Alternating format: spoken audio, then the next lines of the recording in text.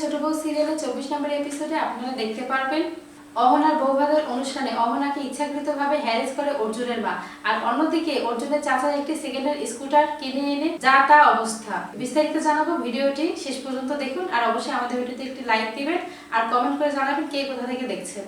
তো চলুন শুরু করা যাক। অর্জুনের চাচা একটি সেকেন্ড হ্যান্ড স্কুটার কেনে আর বলে, ভাবি আমি যদি এই স্কুটারটাকে বাসার সামনে রাখি তাহলে আমাদের খানদানের নাম উজ্জ্বল হবে, তাই না বলো?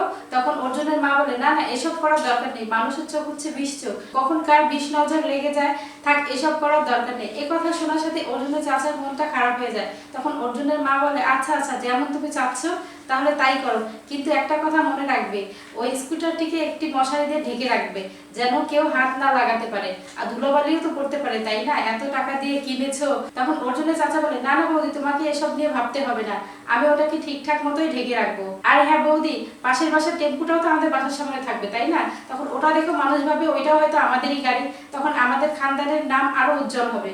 কি একটা মজাদার বিষয়, তাই না?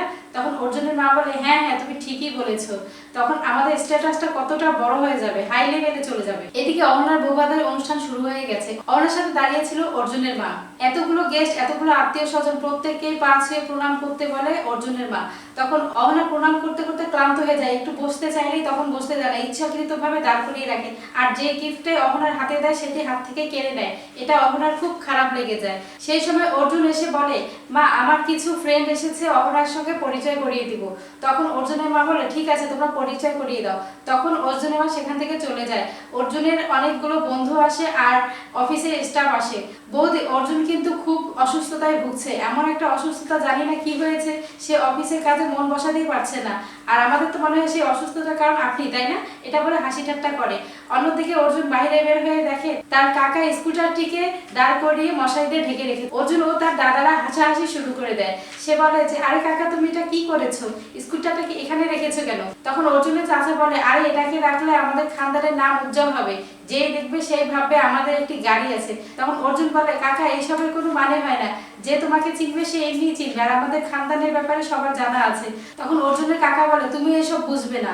তখন অর্জুন বলে, তোমার যা ইচ্ছে তাই করো, বলে সেখান থেকে চলে যায়। আর আত্মীয় স্বজনেরা সবাই এসে হাসি ঠাট্টা করে আর ওই স্কুটারটিকে নিয়ে সেলফি উঠায়। তো বন্ধুরা আজকের এপিসোডটি আমাদের কেমন লাগলো অবশ্যই কমেন্ট করে জানাবেন আর আমাদের পাশে থাকবেন, অবশ্যই একটু লাইক দিবেন। ধন্যবাদ সবাইকে।